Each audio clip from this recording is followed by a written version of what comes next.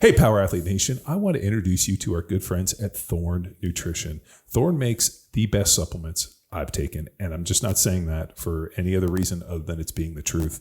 I got into the supplement game a long time ago through, if you guys have listened to the podcast, George Zangus, Marathon Nutrition, and, creatine and protein and some other things. And supplements have always been important through all the blood testing and trying to optimize micronutrients in the system through blood work. And every time I would go work with Cosenta and Tom Incledon, whenever he would say, hey, these are the supplements I want you to take, this is where you're deficient, Thorn was always the default. And this is long before we ever met them. Mm-hmm. And had the opportunity to connect with them through Sornex and then reach out to them and make them a sponsor of the collective in the symposiums and just create a really excellent relationship. And the reason being is we take the supplements daily. My wife takes them, my kids take them, and I am by far one of Thorn's biggest fanboys. Gut kits as well. So get some feedback on our gut health, which has been pretty interesting. Yeah, especially when you have vitamin A toxicity. Well, there's one way to find out. It's poop in a cup. Funny story. Tex listened to... I think it was Rhonda Patrick who talked about eating liver, which is, a good idea. Tex took it a little far, started consuming 2 to 4 ounces of liver daily. And then we, through Thorn, ended up getting some gut work done and figured out that he was just bypassing his entire crib cycle. And even though he was eating carbohydrates, was totally ketogenic and was dealing with vitamin A toxicity. Quick way to lose LBs. So it's important that when somebody does some supplement recommendations or what, that it has to be very clearly out. These are the amounts you take, like this sleep remedy that they have right here. This new one. They got some cool effusion tech here that I could demo. Essentially, it's a single serving of your supplementation recommendation. And you know what? You can't mess it up. Just take one. You don't have to take the whole box, which is what I would have done. Also true. Yeah. So yeah, you can either, I guess, put this guy in a little water bottle or just take it to the face. Yeah, that's just like how we roll. But, all kidding aside and all jokes, Thorn has been a cornerstone of not only my nutrition and my supplement routine for a lot of years. After, working with Dr. Incledon and taking other brands and then going back and getting tested and not seeing noticeable changes. The one thing that's really nice about Thorn is you get what's in the package. It's the highest level tested. And I think if you're going to spend money on supplements, Thorn's the only way to go. So if you're interested to see what I take, you can go to thorn.com/u/powerathlete. It's thorn.com/u/powerathlete. We'll have those in the show notes. And 20% off. And you also get 20% off. So you'll see the supplement stack, the stuff I recommend and the stuff that I'm taking. And if you want to buy in, you'll get a 20% discount. On anything. Not just the stuff in our cart, but if you're interested in what we're taking, you can check it out at thorn.com/u/powerathlete. And if you want to enjoy the episode. Yeah. Now tune in to Power Athlete Radio and the magical angelic voices of Mr. McQuilkin and myself. So bye.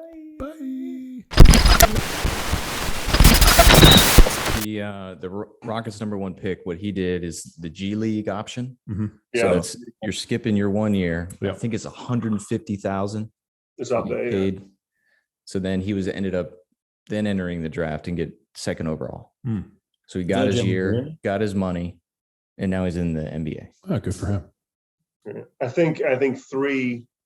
That's actually a good point, because I think 3 of their top 4 guys for the G League Ignite team, which I believe is a team specifically for those guys, 3 of the 4 were drafted, and they were drafted fairly high.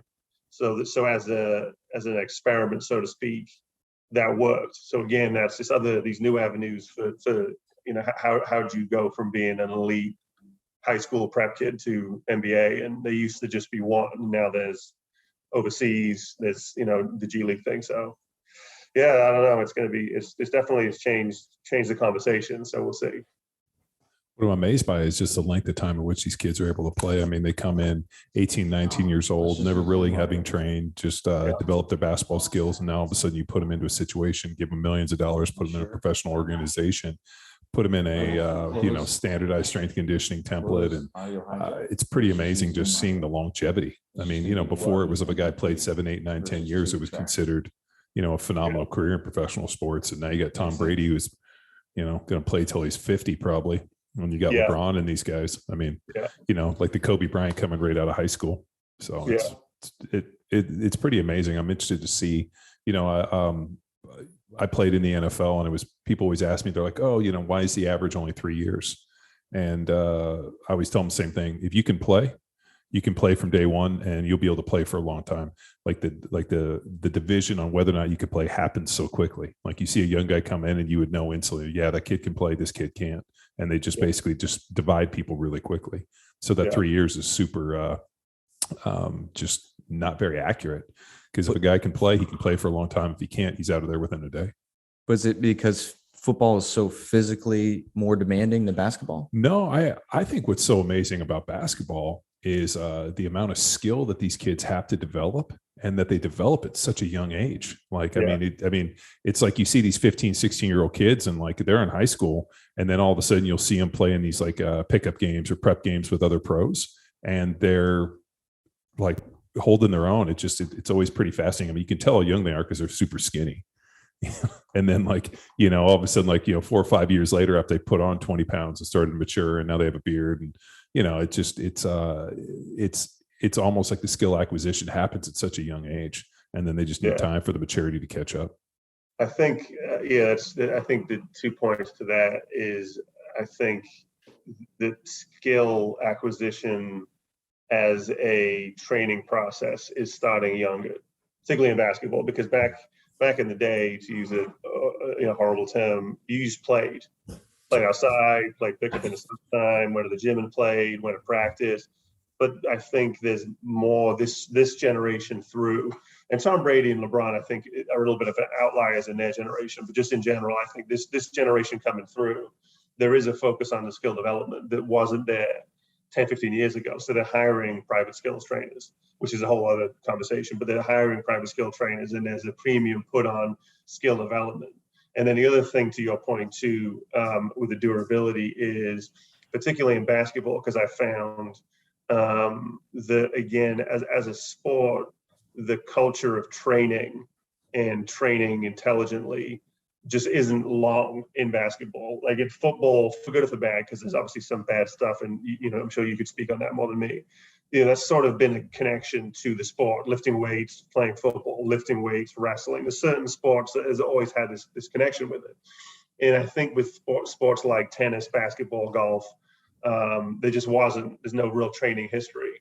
But then you go back this generation and a little bit before, and you start to see it more and more. So I think to your kind of point is, you've got more of a premium and a want on the skill training, and you also, in the sport of basketball particularly, and it's driven by social media in a good sense of LeBron James is putting a lot of money into recovery and management. He's putting a lot of time into physical development, and you can argue and agree and disagree with what they're doing and how they're doing it. And that's another discussion. But just the fact that it's present and it's a social media thing trickling down into how this generation receives information. And then they want to think about recovery, and they want to lift weights. And so when I first started doing this, when I was in college, was kind of late 90s, early 2000s. And there was we lifted weights, but it was just because we were supposed to. But then you move into sort of like early mid 2000s, and it started to be more of a thing. Then when I started working professionally as a strength coach in college in like 2007, it had really started to take hold. And then you go from there to now, and it's just a present thing in basketball. So I think the durability piece is coming from the type of training done, and then I think that the skill acquisition is coming from just more of a highlight on that. And now there is also the counter argument that there's a specialization that's happening with these guys and girls too young.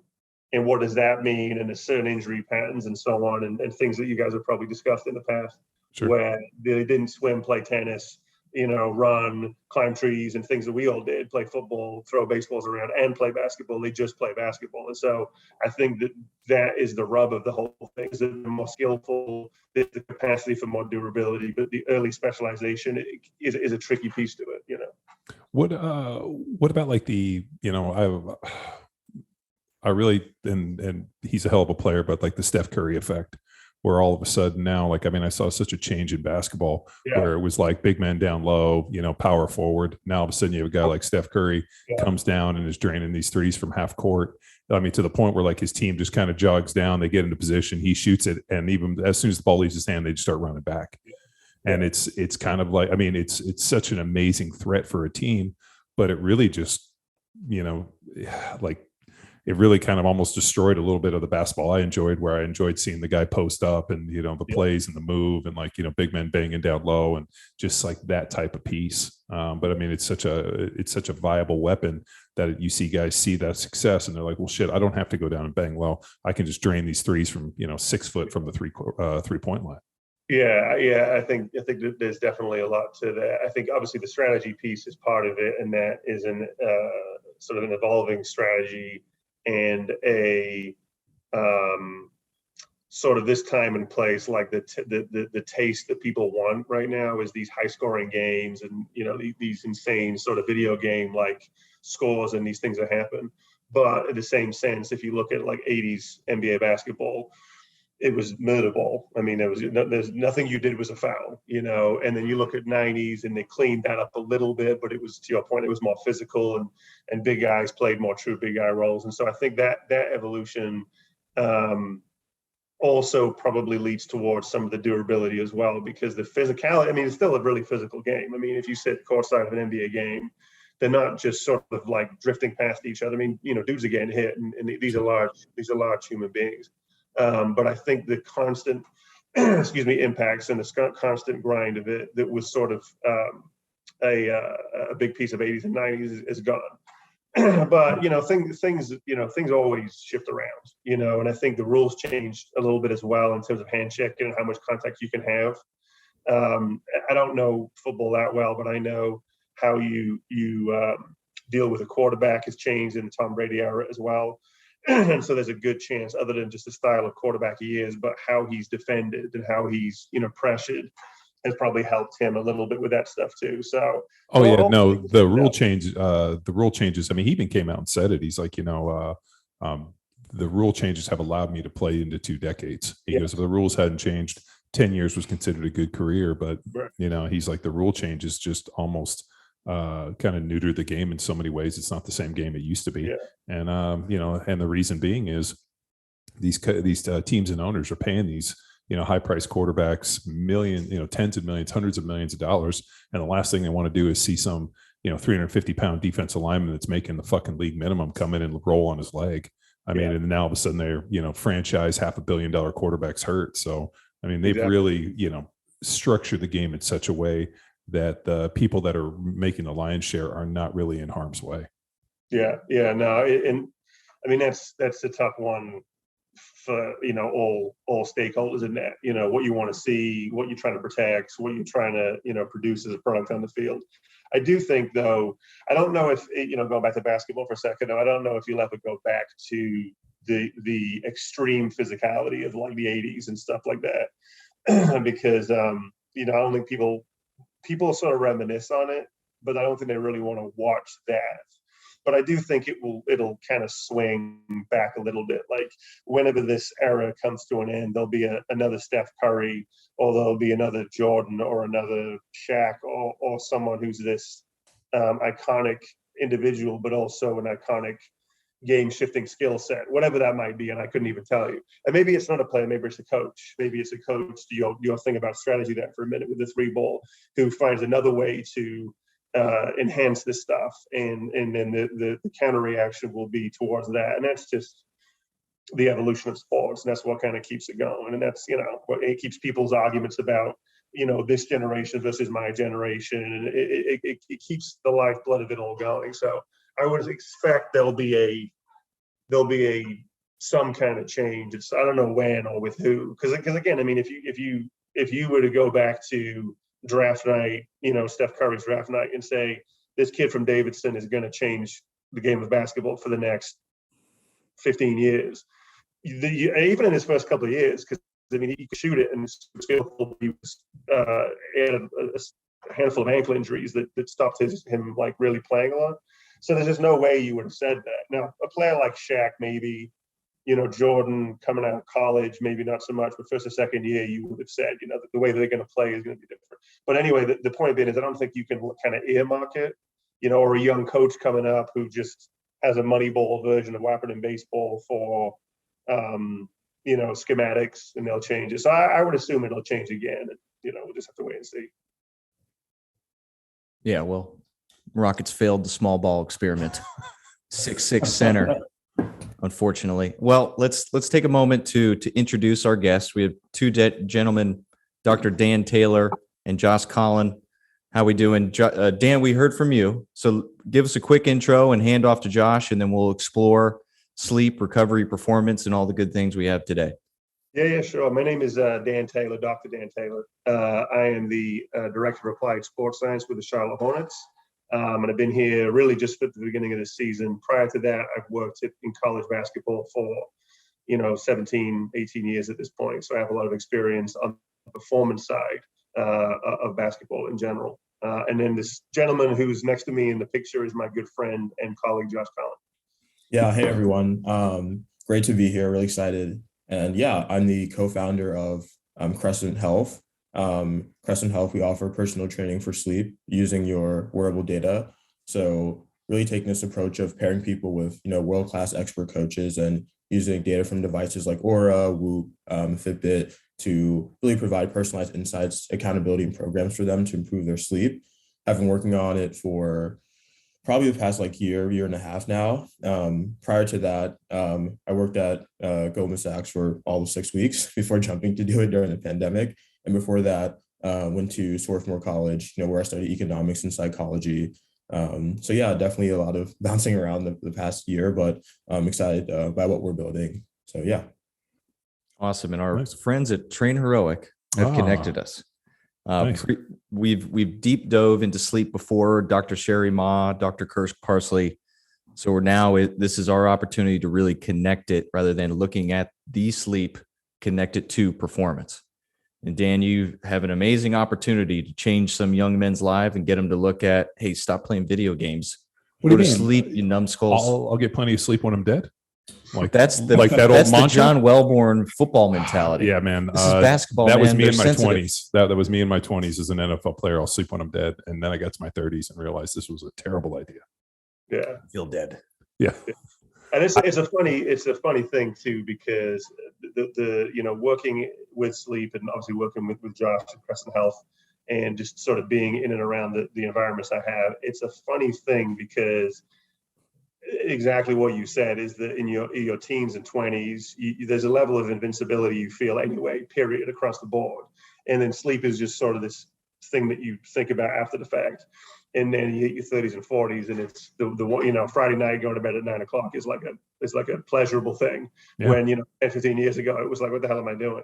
Yeah. But the one thing I found is interesting is that everybody, whether you're a teenager, a 20-year-old, 30-year-old, and upwards, knows that you feel crap when you sleep poorly. It's not like it's something that you can question. It's to the point of how you were saying about the former kind of discussions were more about sleep science and specifics.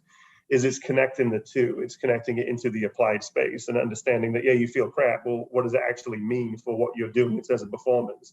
And what does that mean? Maybe not tonight's performance, but tonight, tomorrow night, training the next day. And that goes from everybody, not just athletes. That goes from people who stayed at Goldman Sachs and didn't leave, and for people who are doing the honor of being a stay-at-home parent. I mean, you're not at your best when you're exhausted. Now, obviously, if they're babies, it's a little bit different, but it's a funny thing because it's inherently something we all know in terms of not feeling good when you sleep poorly or sleep less. But it's what do you do about it, and what does it actually mean? What happens in your quote unquote performance when you do? And connecting those, I think, is an interesting challenge. And I think it's different for different people and it's different for different environments. And I do think that is the challenge. Yeah, no, I know for me, I had an interesting sleep study in that I didn't sleep a ton in my 20s. And then I got married and we had twins. And I don't think I slept more than 40 minutes, like at any one point for probably the first 3 to 6 months. And I really started to understand what true sleep deprivation was. I got gray hair. I mean, it was like I went in the gym and it was like nothing worked. It was, it was interesting. And now I know, that's why I always tell people, I'm like, if you're going to have kids, make sure you have them as young as possible when you don't have to necessarily sleep, because you hit your 30s and you're like, man, I haven't slept for a couple of days. I'm like deliriously driving around thinking like, is this a good idea? I feel drunk. And we had Parsley on the podcast. He was like, legitimately, if you don't get your sleep, like you could be, within a DUI standpoint. Being awake 18 hours equals drinking 3 beers. So I stay up for 18 hours and then drink 3 beers and I'm good. Yeah, that makes sense.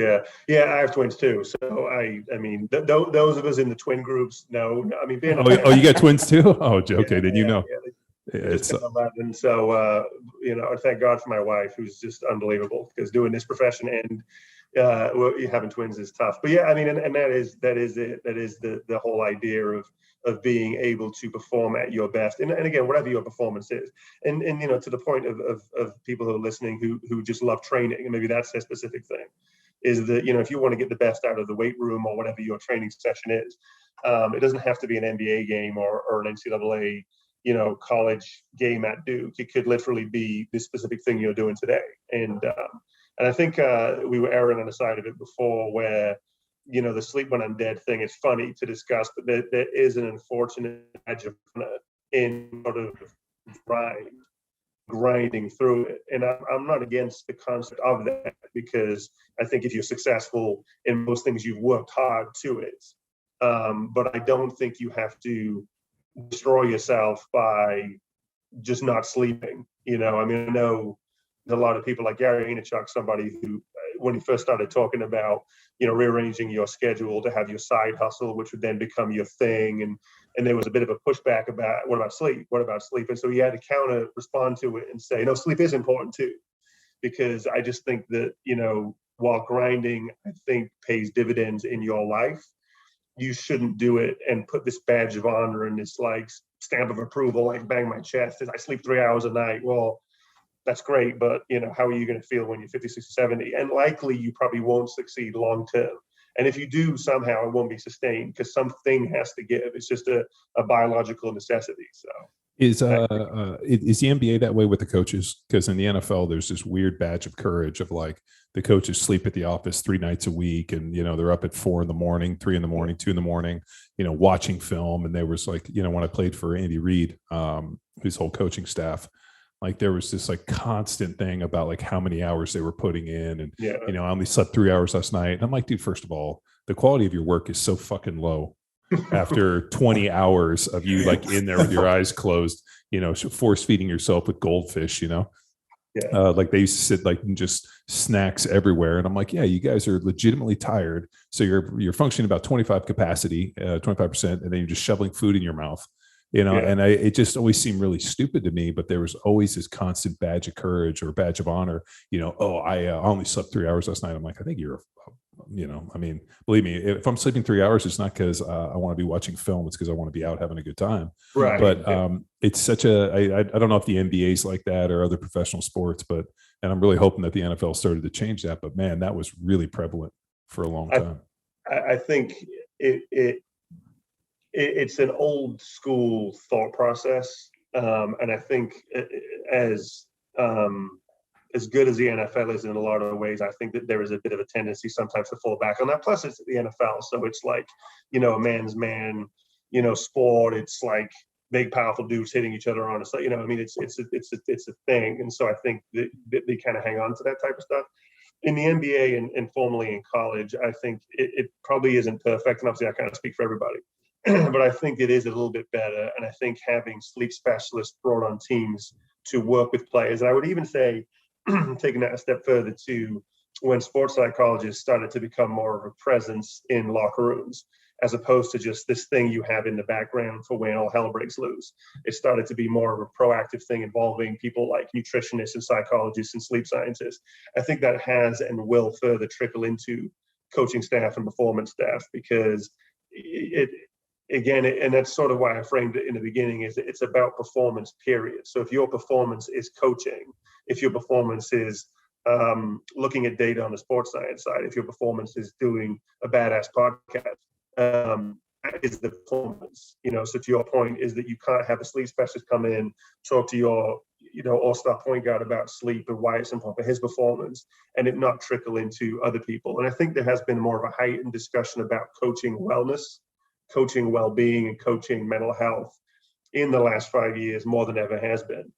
There is the need to break old ties and sort of be okay with that. And like one thing that was newer in the time that I've done this, more so at Georgia Tech where I was before for 5 or 6 years, is, and I know Josh can probably speak on this a bit more too, just in general, that napping was my point was going to be, is with the things like taking a nap at one point kind of is seen as lazy. Like, oh, he's taking a nap, he's lazy. The kid's always sleeping, he's lazy. Oh, he's in the locker room in the back sleeping, he's lazy. And one thing we promoted at Georgia Tech with our guys is that's actually a really good thing.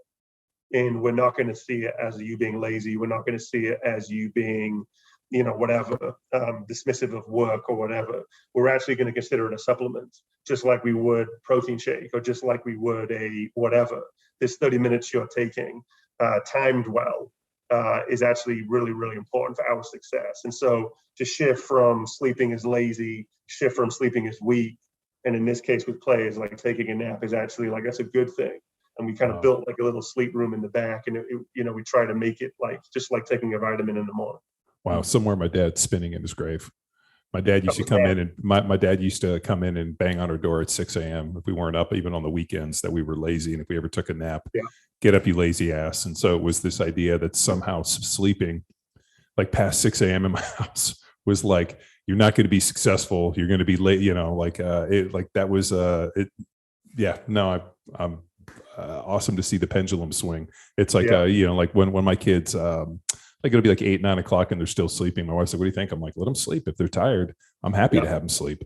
I'm maybe swinging the other way from a dad that was obsessed with the idea that if you didn't get up by 6 a.m., you weren't going to be successful in life.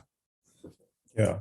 And I think there's a lot of, interesting parallels with, startups and entrepreneurship too, because you have people like Elon Musk, right? Who are like, oh, Elon sleeps 4 or 5 hours. He has he's an alien. Yeah. Yeah. I mean, let's just push him out. Like, he's an alien. Yeah. But that's what a lot of people bring up in like conversations, like, oh, there's Elon, there's like all these like other like, successful startup, like, business owners who are sleeping like such slow amounts of like getting low amounts of sleep, yet creating like, $1 billion companies, whatever it is. Clearly that's what we should be doing too. And then I always tell people, it's like, well, like thousands of companies fail every day, right? And, why do you think that is? Whether it's from, conflicts in the team, people just not taking care of their, mental health, their sleep, their, physical fitness. And that's what, provides longevity. And, a lot of people, and like for us, we kind of think of, a lot of these realms, like Dan mentioned, as like performance, right? If you're like running an amazingly successful podcast or running a startup, you are like, high performers, you need to be performing at your best. And similar to like, an NBA player, WNBA player, you want to have people around you that can help you kind of reach that goal. And obviously that's where a lot of the coaching comes in, especially with sleep, or especially in like entrepreneurship. You see people working 20 hours a day, trying to crank out some work. But then, like you were mentioning, like, is that work quality? Is that work actually, driving results for your team? Probably not. But if you give yourself that, extra time to actually sleep, you can think more clearly to like do what you need to do. Josh, can you speak to the sleep assessment? Like if we're a coach, we can perform a movement assessment and then start to develop a program from there.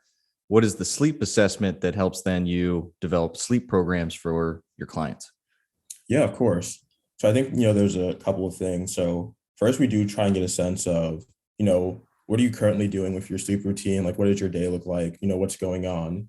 For a lot of people, some of them are just like, yeah, I kind of work and just kind of fall asleep. And like, I have no semblance of a routine. And for some people, they have, things that are more meticulous. Like I might take magnesium, I might take tart cherry, whatever it is. So everyone kind of comes at a different point to really try and get a sense of like, where are you in your sleep journey? And like, where are the places that we can kind of help you take it to the next level, or just help you set a solid foundation so that you're able to jump off that to the next level. And, I think, even, beyond that, because we use a lot of data from these devices, for us, we're able to look at, chronotypes, for example, because obviously we all have different tendencies in terms of when we fall asleep and when we wake up. So for example, I'm more of a morning lark or morning person. So I like to get up around 6, 7, sleep around like 10 p.m. at night. Or for some people, like my co-founder Jason, he's a night owl, so he has a propensity to sleep around like 1 or 2 and wake up much later in the day. And neither one is like bad. It's like it's different like for each person. And based on that, we can get a sense of like, okay, if that's really your timing, and this is how we can think about your schedule throughout the day to help you, optimize and maximize what you're able to get in that time. And I think that's one of the issues. And like also on a societal level is like a lot of people are forced to be morning people when in all actuality, a lot of them may not be, and they may be somewhere kind of farther down the line, like a night owl or someone who's kind of like maybe in the middle. So really for us, we try and get an assessment of like, where are you in your sleep journey? And kind of look at your chronotype, where are you? And then from there, really try and tailor plans and routines for you to help you improve your sleep.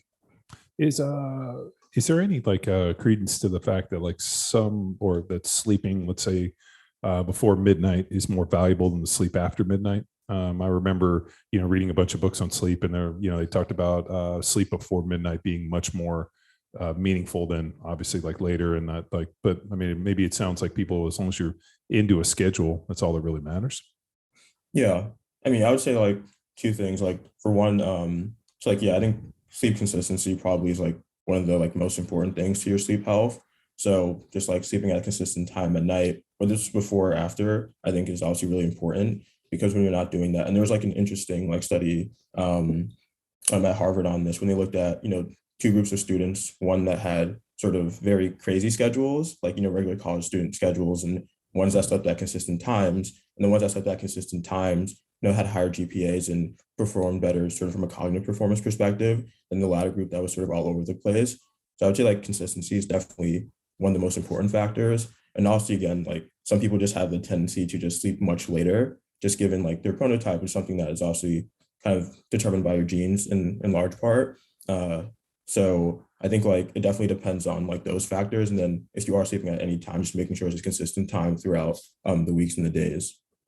I would guess, and this is just a guess, the midnight kind of rule, so to speak, is possibly also driven by light.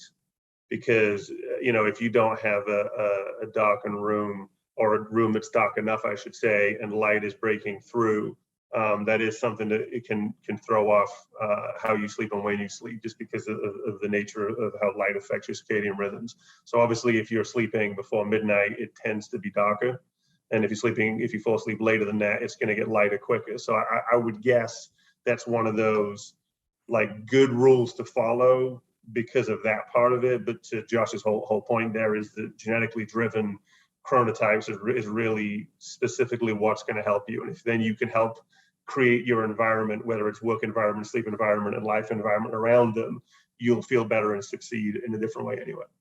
Yeah, we found just anecdotally when working with clients that the people that went to bed earlier tended to lose weight and actually get in better shape, just because the fact that like, you're up around 10 or a little bit later, people start making some bad food choices. I've told my clients for years, like, if you're feeling hungry at night, just go to bed.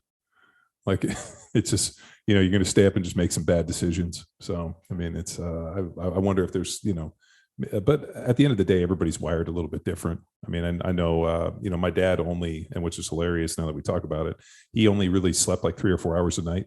He used to come home and, go to bed probably 10 or 11, and he'd wake up at 3 a.m. and work. And he followed that schedule my entire life. Like, even when I was on the East Coast and he was on the West Coast, if I'd wake up at like 6 or 7, I could call him and he'd pick his phone right up. Hello. And he lived to be 80. So, I mean, I always think if he could have slept a little bit longer, he might have lasted a little bit longer. But I mean, but his entire life, I mean, that was always his schedule, is about 3 or 4 hours. Man, it's tough. Yeah. It is tough. It is tough. And as you know, because I mean, you've spoken to a lot of the scientists and seen the research yourself, is that, there is the life longevity. A big piece of it has been found to be sleep and sleep duration. And so, it's great that your father lived that long and hopefully had a wonderful life. But you do wonder things like that. You do wonder if there was another 5, 6, 7 years you could tack on. And also, not just to sort of like pinpoint your father, but also the quality of life at a certain point you just hope that because 3 or 4 hours is not a lot. I mean, at all for anybody, even if it's something that you've sort of driven into your system. But Yeah, no, but believe me, I was always amazed with it. But growing up in the in the 80s and the 90s, like there was none of this sleep research. no, It was just like if you sleep too much, you're a lazy shit and you'll never be successful in life. So And what's also- pretty amazing is now so much sleep research has come out, and the way I always looked at it was like, I mean, if you think about the state of sleep, that we go into this almost comatose, undefensible state. Think about it from like an ancestral evolutionary standpoint. Like you probably had to find some place to hide because things are going to eat you. You're indefensible, and you basically go into this comatose state. I mean, it has to be extremely valuable because it's such an indefensible position to be in. When think about 10,000 years ago, when everything that was not us was trying to eat us. I think most. Let me try and phrase this correctly. I think the general population who doesn't perhaps follow sleep stuff, sleep information, sleep research, or maybe more so now, just because to your point, it has become a bit more of a present thing. They don't really understand how paralyzed, so to speak, you are in that state. I think they know their sleep cycles and REMs, but they don't really understand that. And to your point is that evolution doesn't screw up. It doesn't, because we wouldn't be here, or we wouldn't be here in the way that we are biologically, genetically, and so on. So therefore, it has to be critical. And to reach that point, you have to have a certain amount of sleep to have fallen into this state. And so therefore, their duration is important. And to Josh's point before, to allow that to be effective over time, consistency is important. So evolution doesn't make mistakes. And so, the very, very fact, and you make a great point about it, is that you were sleeping in a bush trying to avoid a saber-toothed tiger or whatever the hell it was at the point in time, and we still have it now, goes to show how absolutely critical this is to you as a human being, and what does that mean for your world and your life. So absolutely. Well, like look at giraffe; they sleep like 3 to 5 minutes a day. I mean, because we're like, how are those things gonna? Giraffes? Yeah, giraffes only sleep like a handful of minutes a day, and the reason being is how does a giraffe, and they sleep standing up. So I mean, like, how are they going to hide? Great point. Yeah, I mean, think about it. Like, I mean, you made a good point. Evolution doesn't make mistakes. No, it doesn't. That's the most surprising giraffe reference I've ever been part of, but I appreciate it. But you're right. I mean, it's very, very interesting. And I think, to the bigger point of this discussion and why it's really great to have it with you guys is the more these things come out and the more people go, oh, you get paralyzed when you sleep. But what does that mean? And then you kind of you reverse engineer it to the realities of not why it's happening biologically, but why it's happening sort of in our evolution. Like what are we talking about? Like, you know what I mean? Like, what are we talking about? Like, your body absolutely requires to have this and have it in large amounts. And to do so, you will be more of a vital, healthy, confident, and therefore platform to be a successful person. And who the hell doesn't want that, I always called it free performance enhancing. Yeah. I think like Matthew Walker's phrase is like sleep is he's like the best performance enhancing drug we can have, or like the free one that we can have. So I mean, and I think the more, like as Dan mentioned, the more people are bought into this, the more that they're able to achieve more out of life. And obviously that's for us a big mission for us. Imagine what your life could be with more sleep quality, more focus on this. Because again, there's a reason why we spend a third of our life sleeping, and if we're going to do it that much, we might as well make it something that can really drive our performance and drive the way that we live in such a better way. How does the technology piece work into it? I mean, because there's numerous pieces. I mean, obviously you're trying to collect data on the sleep through whatever it is, like you said, different wearables. There's by far the most interesting piece of this whole piece, which is what do you sleep on? Like with beds, like temperature in the room, sheets. I mean, we have a chili pad, which, dude, I can't imagine sleeping without it. It's pretty difficult. It's pretty awful. But sheets, temperature. I mean, there's so many different variables that you can tweak. I wonder, where do you start? And more importantly, how do you effectively find the right recipe for every individual?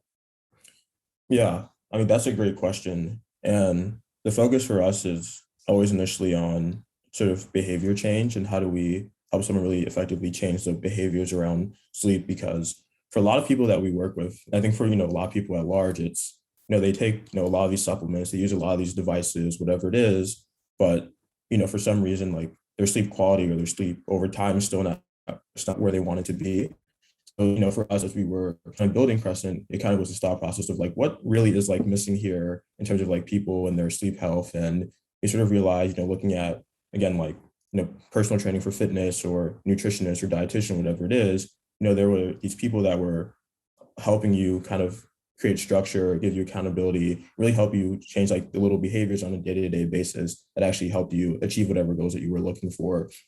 So for us, we just look at, okay, at a base level, are you sleeping consistently? Are you giving yourself like wind down time, your body time to just, rest in the evening? Are you doing all these like little things that really matter? And if not, then we should focus on those like first and foremost. And then from there, we can look at different factors like, okay, like, what is your room temperature? Like, what are you sleeping on? Like, are you getting enough exercise? Because exercise, affects, your time to fall asleep and your quality of sleep as well. Are you getting like sunlight? And looking at all these like little things, but starting from a base level, like your understanding of sleep, and then these little behaviors that really help you actually have better sleep health over time, and that can help create lasting change, as opposed to saying like, hey, take these supplements and you'll be fine, or like, hey, just get this one device and your sleep will be great. Because for a lot of people, that usually is not the case and doesn't really work.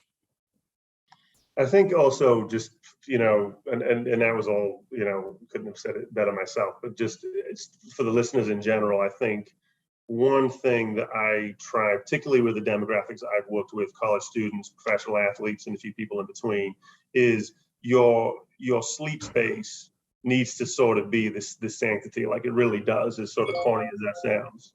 So it doesn't need to be a place that you study in. It doesn't need to be like, oh, I'm going to sit in my bed on my phone watching movies. I'm going to eat in my bed. I mean, there's only really a couple of things that you should be doing in your bed. One of them is really, really fun, and the other one is going to sleep. So anything else is a distraction from the ability to get good quality sleep. And so I think, like Josh is saying, is that having whatever your tracker of choice is great, but unless you are trying to make sure your environment is conducive to positive sleep, then it really doesn't matter.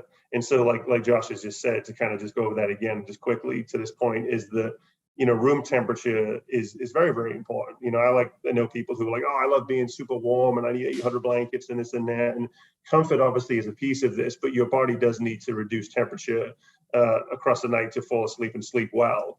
And so that is why cooler room temperatures are better, and the chili pad is a good thing, and so on and so forth. So as you change environments and you go on vacation, or if you travel, like we do, or you go in hotels because you're dealing in business, that's something you need to think about.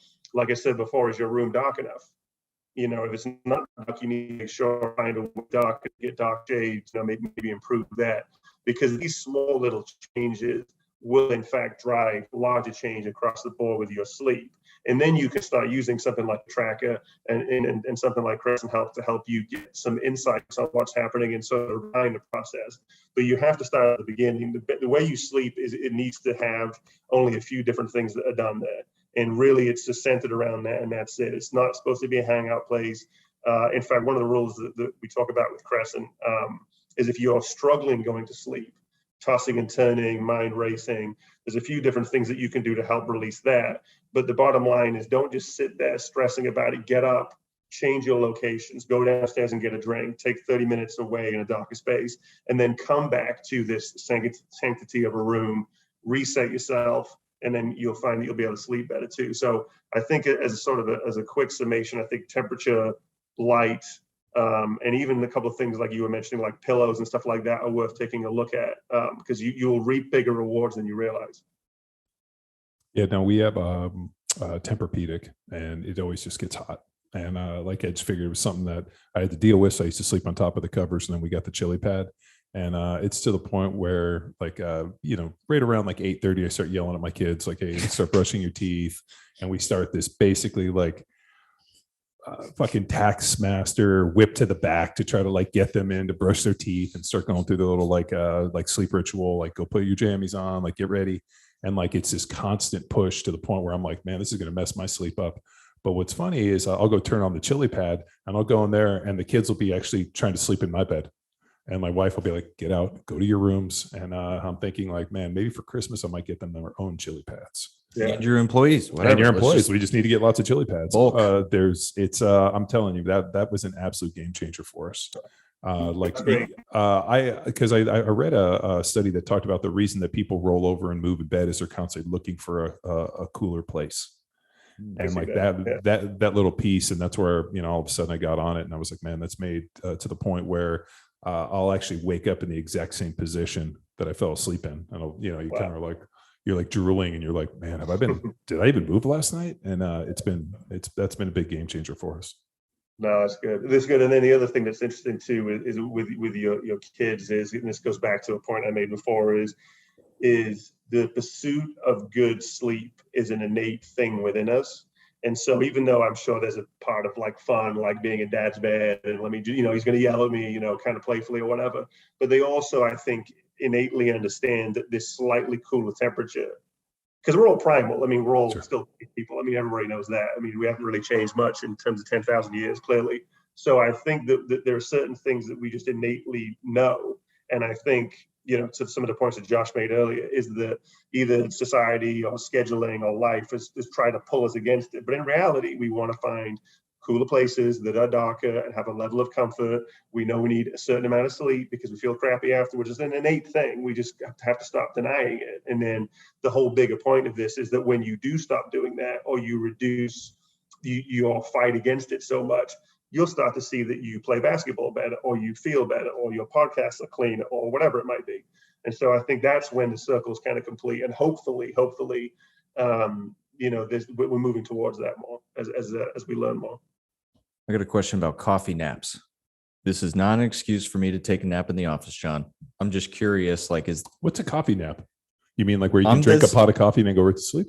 Yeah. Well, two questions in that. John can drink coffee at 9 p.m. and then pass out. Like I could have like 3 double espressos and go over and lay down and go instantly to sleep. And then I think it's because I'm so sleep deprived as a parent. Maybe. Yeah. But then there's buzz within the normal gen pop of coffee naps. So what the fuck is that? What is a coffee nap? Those two words don't go together. I'm going to hand it off to our professionals. All right. Make it happen. Yeah. So a coffee nap is almost like it sounds. So effectively what happens is that, before you sort of take a nap, you'll kind of chug, some coffee.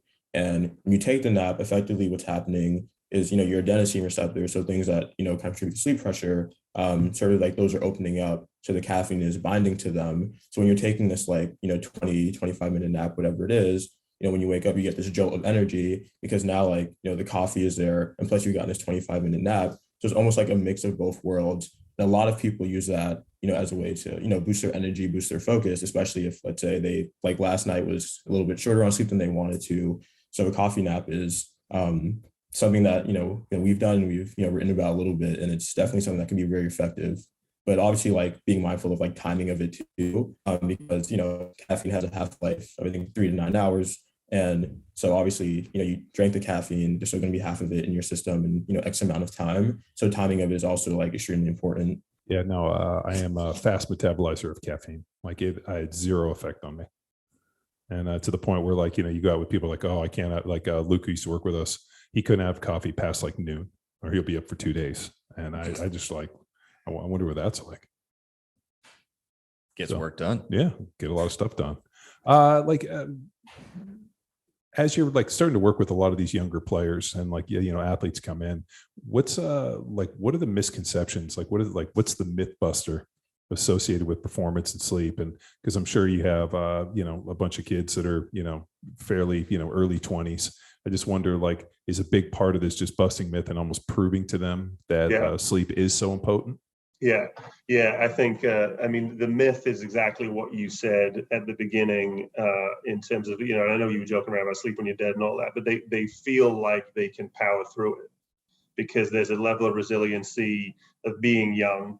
There's the level of invincibility because you think you are because you were young. And so there's just an assumption, that I'll be fine. I can get through this. Then there's also the kind of, AAU mentality of, well, this is what I've always done. We would take a nap on the floor between games, and we'd be in the hotel room playing video games, and then we would, go play a million games on a weekend. And the discussion is also nutrition comes up a lot in that too. It's like, well, I ate like crap on the road, and then we played 7 games and got McDonald's afterwards or whatever. And there's the myth busting there, before I answer the question more specifically, is just because you can do something doesn't mean you should do something. And also, were you succeeding because of what you were doing or in spite of what you were doing? And so if you can get them to pause on that for a minute, that's a good thing. To answer your question, though, particularly when you're dealing with higher level athletes, probably in any sport, and obviously you were one, so you know this too, is you have to correlate what you're talking about to things that they care about. And in this case, it's performance. So if you can quantifiably say, and this is, why Crescent Health is good for, athletes, but also regular people, and say, when you sleep X amount of hours, or when you have this level of sleep quality, or even if you're just taking questionnaires, like a wellness questionnaire, and it has like sleep quality, quantity, it's a subjective conversation. But you have some data, so to speak, on that. Then you can say, when you do these things, you score this amount of points, or you are this more efficient using efficiency metrics in games. Because then it's something that they go, oh, all right, that's really impactful. So one example from when I was at Georgia Tech was we used a sort of a wearable performance tracker to measure outputs in practice, so like GPS type of thing, like accelerometry, so distance and sprints and all that kind of stuff. And there was a specific intensity metric that we had, which was sort of like overall work in practice, and the coaches liked it because it showed that the guys were working hard. And the way that I described it to the players was basically that not just are you working hard in a punitive way, like, oh God, I'm not working hard enough, coach is mad at me, but also you're working hard enough to be effective for us to be successful in the games. So this intensity metric was important. So at the time we were taking subjective questionnaires, like I was saying. So, how well do you feel like you slept on a 1 to 10 scale? And we did a quick regression analysis for the year before, and I think it was the summer before this particular player's junior year started. And the correlation between his subjective reported sleep and how well he practiced with intensity metric was as good as person's height and weight is correlated. And so it was sort of indefensible to the kid. So I had a meeting with him on the sideline, just really low key, and said, look, this is you telling me how you feel like you slept. It's not even a tracker. It's not even something as refined as that. And what this information is telling us is that when you report this certain, lower level of sleep, you don't perform as well in practice. And if you don't do that in practice, it doesn't help us win games. And it was like a light bulb moment for the guy, because he couldn't really argue with me, because he's the one telling me to sleep. It's not me just telling him what I think. But it was a quantifiable metric versus something that we held value in terms of this intensity metric in practice. And so I think, to Josh's point too, is it wasn't like it was an overnight thing where it's like, oh, well, shit, I'm going to change everything I do and sleep like a champion. But over the years, he slowly started to understand that I need to really work on this. And from being not played a whole lot his freshman year, a little better, he ended up being one of the best players in the ACC his last couple of years, and is now has a chance to make an NBA roster and make noise. So I think the take-home message there, to answer your question, is the myth busting is basically that you can kind of power through something, or like, I'll be able to do it. I've always done this. This is the way that it's been for me. Breaking that myth by showing them that this actually does correlate to something that's important to you. And, obviously at this level, it could be NBA contracts, it could be breaking injury cycles, it could be anything, but whatever the specific thing that they hold value in, if you can tie the one to the other, usually after that, other than just kind of like checking it every now and again, usually it kind of takes care of itself at that point. Dan, was there a moment, you said you've been coaching for 15 plus years. Was there a moment when you decided, man, it's got to be sleep? Where did this value and passion for this component come for you in your career? I think that's a good question. I think probably I started doing this in more formally at the college level in 2006. And I would probably say about 8 to 10 years in, I had done a lot of personal development as a coach, and really, going down rabbit holes with, more traditional physical development, weight training, cardiovascular stuff. And I was really digging into all that stuff and trying to A, be a better coach, and B, provide better platforms for physical development for the athletes I was working with. But all of a sudden you hit a point when you realize that the psychology of what you're asking them to do, how you're asking them to do it, and their responses to it is actually more important, because that's sort of step one. Because then if you can get them to understand why lifting weights is important and how to lift weights is important, and get them to buy, quote unquote, buy into those things, that you'll then get better quality training sessions. So then whatever you want to do from the physical perspective can be then amplified. So as I was starting to go down this psychological rabbit hole again, is that one of the things that kept coming up was not only things like buying and flow state and mental, all the different stuff related to that. It was constantly the sleep would come up, because obviously sleep is a physical thing, but it has a really strong psychological component too. So really it was one of those things, I would say probably 9-10 years in, when I felt more comfortable as a coach with being able to teach and preach and the physical development piece.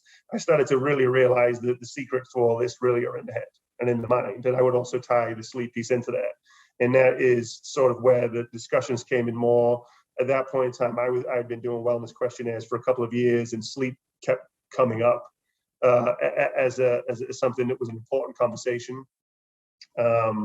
And then over the course of sort of my time doing this, is that cell phone use and cell phone usage and cell phones in general, and the technology of cell phones is like blown open. They're now mini computers. Whereas when I first came to this country from England in '98, they just really weren't like that.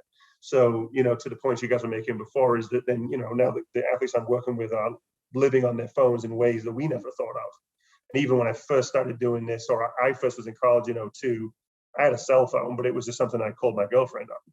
It wasn't, I put it down and that moved on my day. So I think that it was a sort of swirling of the reality of what the athletes I deal with are doing, along with me understanding that, kind of tapping into their psyche and what drives that from the sleep perspective and the psych perspective really was probably more important than the physical side of it. And then if you move to these higher levels, like the NFL, like, formerly ACC basketball and now NBA basketball, is that the psychological piece really is the biggest separator. I mean, like you were saying, is that you hit that point when, in that three-year window, when you can either play, you can't play. Once you've kind of separated that from the players and the non-players, is when you get to the players group, is what separates the elite players from the non-elite players. They're all players, quote unquote players. And I would say 85%, 90% of the time, it involves the psychology. And again, what helps drive the psychology is better quality sleep and things like that. So I know that was a big answer to the question, but it was a lot of me going into sort of what is driving them mentally, and realizing that constantly coming up in that discussions was sleep. And so, so that was kind of a cool avenue to go down. And that led me to connecting with Crescent Health and with Josh, and, amplifying my sleep knowledge and trying to better understand the application of sleep in these spaces. And it's been a cool adventure to this point. So where do you start? A young player comes in and he wants to try to maximize his performance, and he wants to go into the sleep realm. Like, what's day one? Like, what's the first thing you do? Like, is it a sleep study? Is it monitoring? Like, Yeah. I think how do we open Pandora's box? Yeah, I mean, no doubt. It's a hell of a Pandora's box, and I think it's basically some of how Josh explained, the Crescent Health process. Excuse me. It's the same thing, because sometimes these guys and girls don't realize they have. I'll use the word problem, even though I don't mean that in the truest sense, that they have a problem. They don't realize it, and then sometimes it's like, well, no. If you look at these numbers of performance, and then you talk about slabs, you start to see a trend, and then they start to understand that maybe there is some of this. On the flip side, if they come to you and they say, I think I don't know if sleep just feels like it's not something I've got a good handle on. Well, then you have to know, well, how are they sleeping? What does that look like? Because, to Josh's former points, is that consistency is really going to be your anchor. But then secondarily, chronotype wise, you can't penalize somebody who goes to bed later when their chronotype suggests that they should. So there's a few avenues you have to go down, but the first thing is, do they know that they have a problem, so to speak, problem? And that's one way of dealing with it, or one avenue to go down. And then if they feel like they have, because they've come to you with this question, then it's along the lines of, okay, well, how actually are you sleeping? And again, not to use nutrition as the constant analogy with this, but it's the same thing. It's like, I don't know that I eat poorly. Well, okay, let's write this stuff down and let's take a look at how many calories you consume, what the type of calories are. Or I think I eat poorly. Okay, well, cool. Let's write this down. Let's take a look at what your day looks like. It's the same thing with sleep. It's like, I don't realize I'm doing poorly. Let's track it and show you. Or I think I might be sleeping poorly. Let's track it and show you. Make some interventions. Like I said before, try and tie it to something that you care about, like performance or whatever it might be. And then you start to get some inroads. And then you have to understand that people are people, and young athletes are young people, and pro athletes have a million different things going on that they're expected to be dealing with. And so nobody can be perfect.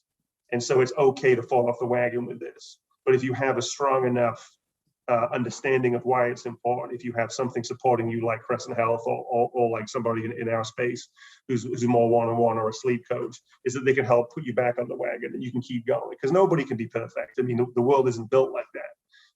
So I think it's important not to feel like you screwed up and like, I will screw it all, I'm going to throw it to the wayside. Like, no, it's okay. Everybody has a day. It's when a day becomes a week. It's the whole thing. Again, use food as an analogy. When people talk about Christmas Day or New Year's Day or Thanksgiving Day, it's a day. It's a day. It's not Christmas. I mean, it's a week, but people don't talk about Christmas week. It's Christmas Day. So you can eat poorly for one day, then you got to get back on track again. I slept poorly for one day. Cool. Get back on track again. These are the ways to do it. These are the reasons. Why did you fall off? So I think the best thing is to have a conversation, track it, and then make a plan from it. Cool. Yeah, no, it's like, it's pretty exciting to see the professional sports, for so long, was just focused on just a few different things. And now it's just, it really just opened this entire, just cascade of like everything that's available to it. And now, I'm, coach, I know you're working more with them with just sleep. I mean, sports psychologists, how far does it go? And really, you think about the teams are invested. It's a little different in the NFL. There's like 53 players on a basketball team. There's like 11 or 12. Yeah. We have 15 that we have in regular season. Yeah. So, it's there's so much focus and there's so much individual time. What's the gamut that you work with these kids? And more importantly, how do you kind of decide? Is it something where the team, or it's really the individual? It's like, no, I'm good. I'll keep doing what I'm doing. Or do they come to you and say, hey, coach, how do I eat better? How do I sleep? It'd be great if I could talk to somebody. Is it just kind of? I think the first point of the question is, I think the different disciplines that are becoming involved in pro sports and sports in general. Obviously, the bigger the team, the bigger the level, the bigger the budget, the bigger the access, and those kind of things obviously will dictate how far you can go down. But if you think about it, biomechanics, for example, force plate analysis and motion capture is something that was done clinically in laboratories. And now you can do it in professional facilities and even some training facilities. And that was something that you just did not have access to, 5-10 years ago, or you would have to go to this dusty lab in the back of some building or go to a college. And now you can do it, and you can do it quickly and get really good insights. And so, and the avenues are constantly opening up. And that's what's, I think, is fun about the space, particularly in the sports science space that I work in, is it really is wide and widening. And, if you are open to that and you keep your eyes and ears open and try and delve into these different areas, and one of the big ones, obviously, in more recent years, because we can collect so much data now, is data analysis. Is something that's become really prevalent. And again, I used Moneyball as a reference before because it's something everyone knows about. But, you take that from statistical Moneyball, which is sort of what drove the baseball evolution with sabermetrics, and you bring that into physical metrics. And how do you Moneyball physical metrics? In terms of like heart rate and distance sprinted and biomechanical data and sleep data. How do you play with that and create something? So I think to the first point of the question is that it's going to keep going. And I think that the more you're open to it and the more you can involve yourself in it, the better it will be. I think there is a caveat to that, though. At a certain point, you can't just do things to do things, because, as you know, particularly in the athletic space, is that there isn't time. Forget money for a second, there isn't time. And so it's all well and good that we're going to do this new funky thing, But if we can't really intervene on it quickly, then it may be a place of interest, but it actually may not help change our daily operations. And so it's probably something that's going to either get kind of put by the wayside. In terms of the day-to-day application of it, it's sort of both team and individual. I think you meet people where they are, and kind of help bring them up into spaces. And so if it's somebody that really doesn't want to track sleep or has no interest in tracking sleep at this point in time, that's fine. Let's have a different avenue to go down. But the chances being, if I come and meet you where you are and you appreciate what I'm telling you about your, I don't know, your like GPS stuff, and you're okay with that because it's something you want to know about, there's a good chance at some point we'll be able to talk about your sleep, because you're starting to see value in what I'm bringing to the table, but also in terms of what this data can do and perhaps in other areas.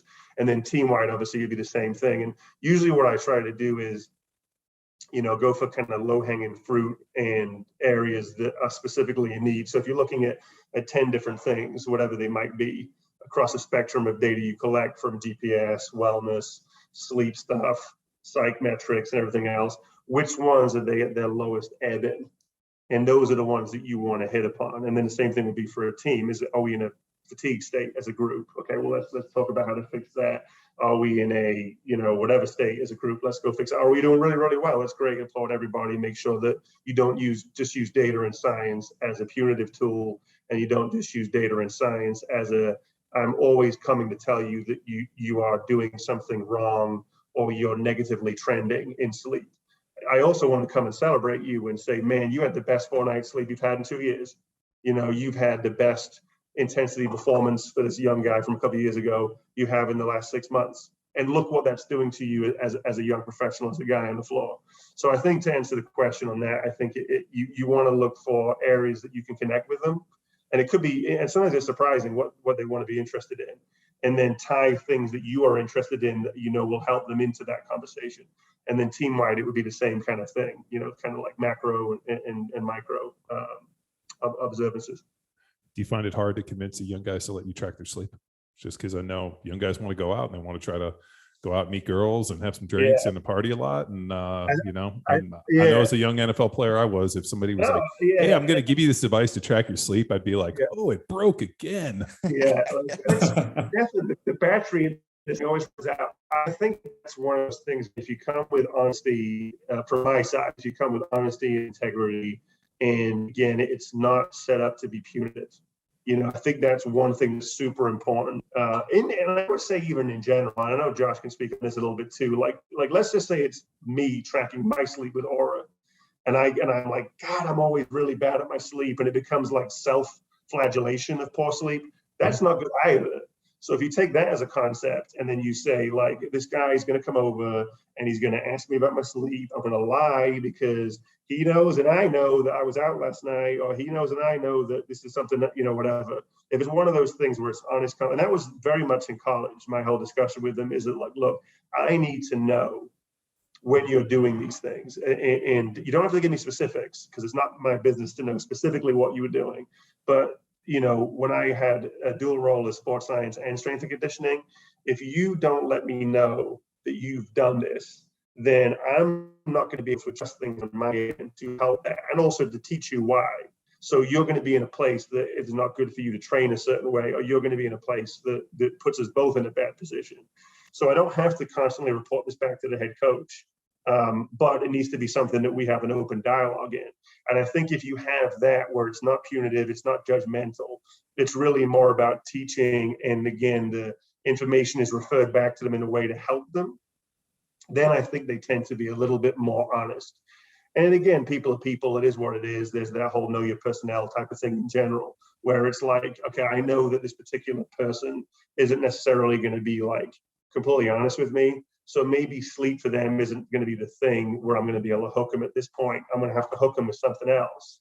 Then they're going to know, love and trust what I'm bringing to the table. So maybe then we can come back to that sleep discussion.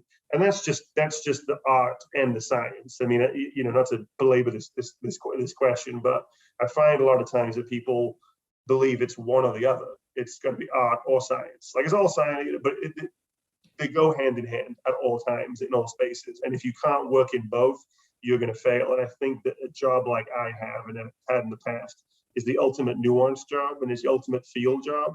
And it's the same in respect to this. So I don't, Josh, I don't know if you know my point about like self-flagellation. I mean, I would say it's true with the general population as well, right? When you're trapping yourself. Yeah, I mean, for a lot of people, they'll like look at all these metrics from like Aura or something, be like, oh my gosh, am I deep in REM sleep, or like, oh my gosh, like what's going on? And then they stress themselves out, and they're kind of like, I kind of all this like what's going on, and then people kind of psych themselves out of better sleep and try and like kind of try all these different things, and when they see like their sleep score is not moving or something is not moving in whatever direction they want, it's kind of like, okay, my sleep is not great, I'm not doing great, and it's just this bad loop in terms of like the psychology of things.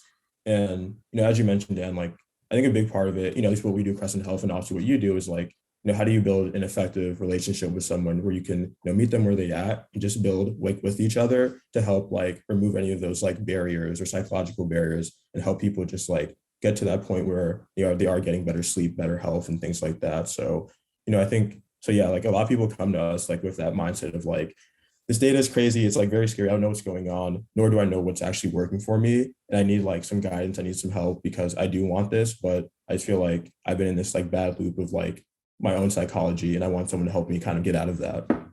Yeah, well, I mean, all the sleep devices, especially the monitoring devices I've tried, I end up feeling more pressure from them. Like I slept with the Aura Ring, a pinky Aura Ring. Well, the problem is, and dude, I've talked to Harpreet about this numerous times. Like the biggest size they make is like, I want to say like a 12. And so like my ring finger is what, like a 13. And so the only thing they really fit is a pinky ring. And, as a cool dude just rolling around wearing a pinky ring doesn't really work. I'm not Italian, or, a Playboy or whatever it is. So, but yeah, I mean, I have this, I've worn a Whoop. I mean, I've worn a few different things. So it's one of those deals where all of a sudden, like you wake up, you look at it and you're like, oh man, like I feel pressure. And I think like there's like a negative feedback loop where you're like, oh, it's not looking good. And sometimes, you just don't want to know, that information. But unfortunately, if you don't know it, then you're not necessarily making, conscious decisions. The one that I've really run into with a lot of guys, especially as they get into their late 30s, early 40s, is sleep apnea. And, I recommend, hey, you know what, if you're training pretty hard and you're having some, you're constantly feeling tired, go get a sleep study done. I had one client that was struggling to lose weight and found out he was waking up like 200 times a night. Wow. And what's pretty wild is that, looking at the blood work, and I don't know how far or deep you guys get into doing any type of like blood work stuff, but I always recommend, every 6 months people should get it done, especially past the age of 30, just so that you have this historical data as you get into your 40s where it becomes much more important. But all of a sudden, everything started improving once we figured out that, sleep apnea was a massive culprit, and, body weight came into control. All of a sudden, all the markers that were high for started coming in, and just that little, advent or introduction of a CPAP, and the CPAPs are way better today. I think ResMed sent me one. And I mean, it's small, it's kind of quiet, it doesn't sound like fucking Darth Vader's under the water anymore. But just the performance aspect of that was huge, to the point where that's one of the first things I'm like, hey, if you have trouble with your sleep, go get a sleep study. I mean, you might be dealing with sleep apnea. Yeah, I mean, it's fascinating too, because people will sometimes come to us and be like, I think I wake up a lot during the night, or my partner does, but I don't believe them, or whatever it is. And then, on our side, we can actually see like all of the awakenings in like their data, and like actually provide more context and insight around it. And they're just like, hey, like your partner is saying this, now you have this ring. And guess what? It's like that mix of art and science, right? Like we see like what the data is saying, it's like you are having all these frequent wake ups, then you should think about, sleep study, or like kind of go down that route. So I think like, yeah, for a lot of people, it's like seeing it and then having someone like explain that to them, and like how it's affecting them, and kind of showing it like in other sides of their data, right? Like your HRV or your resting heart rate, all these different things. And you can be like, this is the full picture of what's going on. So you need like get like step, you need to take care of this like ASAP. I want to explore sleep and muscle growth. Majority of our clients are that Gen Pop, in which awesome programming provided by Train Heroic, shout out, muscle building programs, business professionals that have garage gyms that follow this. So it's sleep is one thing, and we've communicated health. Now, how about just being one badass dude who's jacked as all hell? So what's the connection between sleep and hormones that we can motivate the rest of the people that don't care about health, but just how they look in the mirror?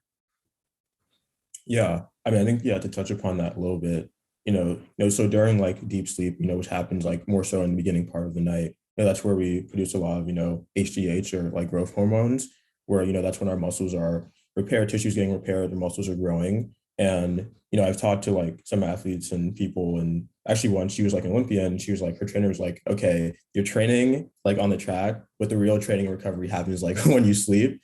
So like make sure that you're getting enough of this, because if you're not, then you're not going to be, your muscles will not be as strong and not be, obviously, as we know, like performing as well. So I think there is obviously a very like close tie to like the sleep that you're getting, especially like the deeper rest that you're getting, deep sleep, and your ability to like produce those, growth hormones, like which a large majority happen, like 60 to 75% of it is produced like during like, sleep and deep sleep. So I think for a lot of people, like they miss out on that and think like, I'll just, eat a bunch of food, I'll get 4 hours and I'll go back to like, lifting or running. But sleep is like one of the most important things to muscle growth and recovery. Well, back in the day, they used to sell GHB at the health food store, and the bodybuilders I know used to take this, and it was like a ninja blow dart. The problem is people started putting in people's drinks, and there's a bunch of bad stuff went down. But that was like a huge bodybuilding supplement, because these guys could basically just like ninja blow dart themselves. Is it the same sleep though? Because It's getting knocked out versus it's like extremely deep, and it's restorative sleep. I mean, it does something where it puts you in like a absolute kind of like REM, or I forgot what the deep sleep, like you almost bypass and go right into that. But it's the other sleep drugs, that Ambien, right? That just, you don't get the sleep benefits. Or am I wrong? Yeah, that was I remember we had Parsley on, him talking about how the sleep drugs don't really even put you into a sleep. They just kind of put you like very, very lightly into something that could be quantified or people think is sleep. Yeah, I think that's like something we see for a lot of people, is like certain things that they think are helping them sleep well, but actually aren't. Like alcohol, for example. Like a lot of people, like I guess as another mythbuster, is like, oh, isn't alcohol like phenomenal for just getting knocked out? Like, have you ever gone out and had a whole bunch of drinks and thought you slept the best you've ever slept in a night? I don't think I've ever heard that. I personally, I've experimented with this on more than one occasion. I can never think after we went out and had a whole bunch of drinks, I got up the next morning, I'm like, man, that was a phenomenal sleep. Like, if anything, I'm like, man, I think alcohol is the worst sleep disruptor. Yeah, I mean, you're absolutely right. But for a lot of people, it's that sort of initial phase of like alcohol just helped me fall asleep, and like it just knocked me out and got me into sleep. And like now I'm like, oh, I wake up and yes, I might feel like crappy, but like of course, like I fell asleep like pretty fast, right? And I went into like, I don't even remember what happened. But like you mentioned, like you're dehydrated, you're having all these little wake ups throughout the night, and it's definitely not like great for sleep. What about I mean, I'm not trying to out anybody, but I know marijuana is big in professional sports. The NFL still tests for it. Like there's a window of about a month in the NFL where they do street drug testing. It's in the off season. So if you ever see in the NFL a guy get popped for street drugs, they got a real fucking problem. Like to the point where like dudes knew exactly what the window was. They cleaned up. I don't know if it's like that in the NBA, but is that something, and I'm not saying any NBAs will do it, but like how does, potentially cannabis, marijuana, and some of those other CBD and whatnot, how does that affect sleep? And more importantly, if we were to look at sleep studies, is it quantifiable that maybe it's a benefit, or is it a hindrance? Or it's another one of those perception changes that's going on in terms of more of the CBD stuff just in general. Because if you take just pure recreational use out for a second because you enjoy it, much like drinking or some other type of thing, its medicinal effects are more than proven at this point, and overall are more healthy than just constantly taking pills, for example. I'm in complete agreement, man. The opiate problem in professional sports, I mean, I really believe, especially in where I come from with playing football, that there's a direct relationship between the CTE, the opiates, and guys killing themselves. I mean, I actually had a guy call me yesterday, ex-player, reached out to me and was like, hey, man, can I talk to you? And is going through all the same problems that I've seen too many times. And my first question is, did you take painkillers? Yeah, I used to pop them like breath mints. And even after he played, and he's like, man, I couldn't, like, if there was 20, I was going to take 20. If there was 50, I'd take 50. And now here he is a bunch of years later having a ton of problems. And as I hear this stuff, I'm like, man, like I mean, if cannabis or marijuana was a more viable option, I would push that in a heartbeat. But it's, I mean, in terms of like, I mean, sleep, you know, you always hear like, uh, you know, I smoked and it put me right to sleep. I just had never looked at any of the sleep studies associated with it to see if like people are really hitting REM sleep and hitting through their sleep cycles and if it's a benefit. Yeah, I guess I'll use like one like I guess two things. So I think in terms of like actually smoking marijuana, obviously it's like the like THC that's kind of affecting like so REM sleep. So interestingly, like if you look at like people's like data when they are like smoking like the night before, like and also we don't look at day to day like changes in like REM sleep because it's more like good to look at baseline trends from baselines for looking at a lot of this data. But it's always like the REM sleep like over time always like drops like significantly. And obviously we've seen that in studies as well. But I think like some populations where they found it to be helpful is actually with people who have like PTSD or people like who are like in the military, because like, a lot of like what happens for them happens like during REM sleep where they're like really active, like they're, all these things are going on, but because like when they smoke, like it's like suppressing that, then they aren't getting like that anxiety or like the things that happen from the PTSD. So in certain populations, it could help in those ways. And we've actually had people like using Crescent Health who've like looked at things like marijuana and like CBD for sleep, and we can actually see like the changes over time when people are using these different habits or different supplements. And this one person, like he looked at it and like for him, like as an individual, it like helped him and all across the board, HRV, resting heart rate, wake duration, all these different things. And it actually, he was doing like another like mini study with us, like in flow state, and actually finding that taking the CBD and having it improve like his like REM sleep over the course of a longer period of time actually helped him to focus more on things like that. So like from an individual basis, we've seen interesting things, and obviously from the research studies, there's like obviously research on how like marijuana and smoking affects sleep. Yeah, no, I mean the effects are so varying, and Kyle Turley was one of my former teammates. He's real big into the cannabis deal, and he's always talked to me about these different strains that have different effects. I just know purely anecdotally, there are certain people that smoke and it's like hitting them in the head with a hammer and they go right to sleep. Other people become highly motivated.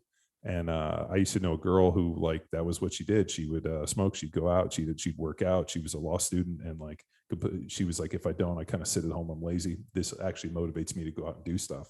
So what's so amazing is the cannabinoid system is so interesting in that it affects people in such different ways, which is probably similar to opiates and everything else. And I think the good point behind that is that as the stigma becomes reduced in this, that you'll be able to have better insights, better research, and maybe research that was sort of pushed aside from the past because it was, like downplayed because of what it was being researched on. I think you're going to see a lot. I mean, obviously, we just talked about in terms of pain and that kind of stuff, but, between sleep and then all the other things that could come from it, it's actually a really exciting time for that. And I think if you can shake old stigma, when this is just true of all things like this, and just really focus on the benefits and some of the stuff that Josh and you have spoken on, I think that is a really big window for opportunity for health and things like that in general. But for this conversation, particularly what it could mean individually prescribed for sleep to people. Yeah. I mean, it's a pretty amazing deal. I listened to a podcast Jordan Peterson did recently where he talked about, alcohol as, being legal is a complete fucking travesty. He's like, if you remove alcohol from the equation, like domestic violence and like a lot of these, problems you see within the home just kind of evaporate. And I always remember there was, I can't remember if it was Bill Maher with the comic made a funny point where he's like, there's a lot of kids that have stories about, parents coming home drinking and getting their ass beat. He's like, no kid has that for a dad that smokes weed. If anything, he came home and ate his box of cereal and probably watched cartoons with him and had a magic, or maybe it was Rogan that said that. But it's just such an interesting, like the stigma of these things, whether it be, drinking or marijuana or sleep or whatever. There's such a stigma associated with this. Like we're talking about, like, if you sleep, you're lazy. And now here we are, all these years later where it's like, hey, sleep's a performance enhancing drug if you use it properly. And, and now we have all this information and this data to look at to kind of constantly prove it. And I guess it's just more, and you brought up a great point as professional athletes. I'm sure, man, there's so many things in your lab, in your training room modalities. I'm sure people are just sending equipment and you're looking at this and you're like, what's the low hanging fruit? What's the, greatest return for the minimal investment? I mean, the amount of people that pitch me, like everything from like sleep tanks to, we just had a gal on that did, infrared saunas and like, coil waves. I mean, it's just like there's so much happening in terms of this performance space. I wonder, how do you navigate it? Or is it just like, find what somebody's into, find the low hanging fruit, we're going to go with that, and if they got extra time, let's start looking at more and more stuff? Yeah, I think that's the best sort of base plan is how you just outlined it. And then I think to the bigger point of this discussion is that there are sort of general rules that sort of fit all of us as human beings, athletes or not. But then I also think that there is a uniqueness that comes with being human. And so if you can use what you just said as sort of the baseline, but then experiment slightly, you'll end up creating your own quote unquote stack for what works very well individually for you. And that may also be circumstantial and change depending on environment and time and age and some other factors that may come up. But I think you have to hit the low hanging fruit. You've got to hit things that you can control in your environment, either me prescribing as a coach or you just as a conscientious person trying to improve something. And I would say this is true of everything. And then just with smart experimentation and exposure to new things, be able to say, actually, when I do this, I feel better, or I can quantify it through a wearable or through something like Crescent Health and get feedback and say that these 4 things are actually the most powerful 4 things for my sleep or for my performance or for my whatever your thing is. And again, that becomes your individual stack. And so in terms of your question for my job, it's the same thing. It's okay, what are the basic things that we need to all do as a group, coaching and obviously players? And then from that, start to parse it out into, okay, but for these 2 guys, we can drop this and add this, and that actually is better for them, for whatever it might be. And that I think is where the magic really starts to happen, because I think you want to make sure that you have general rules, because that's sort of what keeps it simple, what makes the world go round, and gives people an opportunity to be successful. But where the magic happens is when you can really kind of individualize it as much as possible to people to fit their biology, their circumstance, their whatever it might be. That's when it's really, really cool. And I think because of the more research, the more intelligence we have, the better technology, the advances in technology, who knows where this is going to go? You know what I mean? And it probably may go too far where we need to bring it back a little bit. But I think the individualization of what you can and cannot do as a prescription for things, in this case, sleep, I think is really where this should go, because I think most of us are now having the opportunity to do it because things are cheaper, things are more available. So yeah, get your big rocks in place, which again are some of the things that we've talked about, and nutrition and sleep and hydration and things within those, and then experiment on the outside with them and pull those into your rocks as you go along. And I think you'll build a very successful, again, personal stack of things that you need to do. I always love whenever we do podcasts, especially with experts like yourself, like what's one thing that everybody listening to this podcast could go and implement today, tonight, going to sleep to improve the quality of their sleep? Is it hydration? Is it a specific time? I'm just wondering, like, what's one like easy takeaway that everybody, the tens of people, including our parents that are listening to this wonderful podcast, Power Athlete Radio, could do in terms of that takeaway?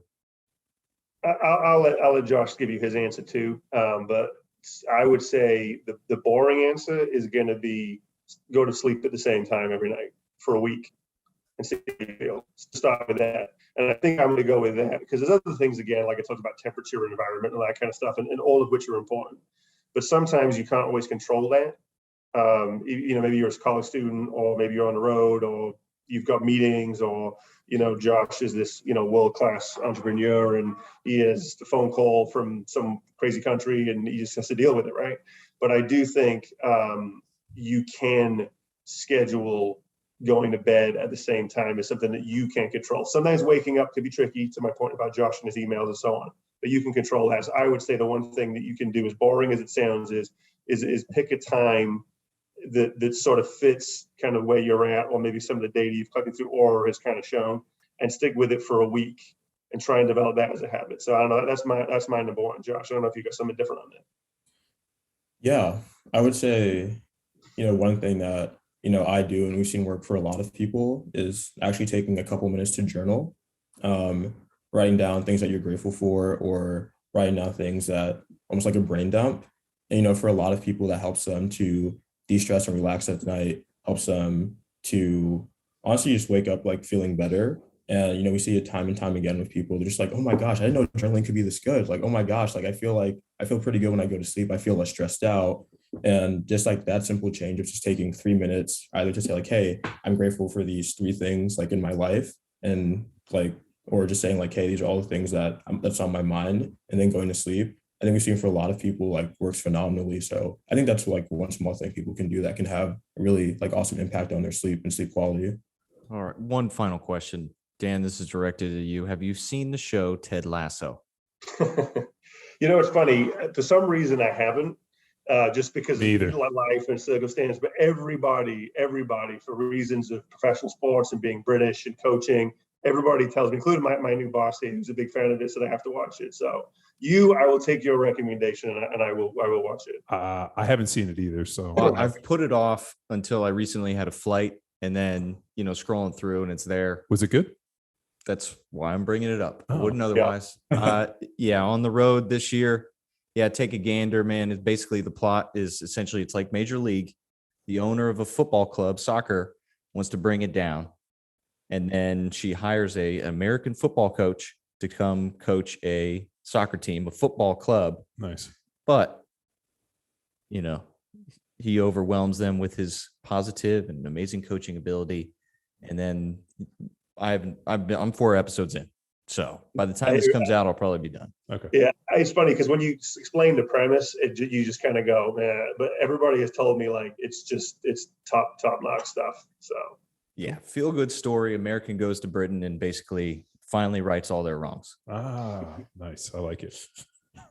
Oh, cool. Awesome, guys. We did it. Now we can get some sleep. Yeah. It's been a well, all this talking about sleep actually makes me tired. I feel like I'm going to go chug some coffee and take a nap. Sounds coffee good. nap. Awesome. Yeah. Well, guys, thanks for coming on Power Athlete Radio. Really appreciate it. And if you guys have any questions, what's the best way to reach out and find some information, and more importantly, how to connect with you guys? Yeah, of course. You can find us, Crescent.co. You can follow, myself, Joshua T. Collin, on Twitter, and you follow me on LinkedIn as well. And follow us, Crescent Health, as well on socials. So yeah. Cool. Awesome. Well, you heard it here first. Thanks for tuning in to Power Athlete Radio. Bye. Bye.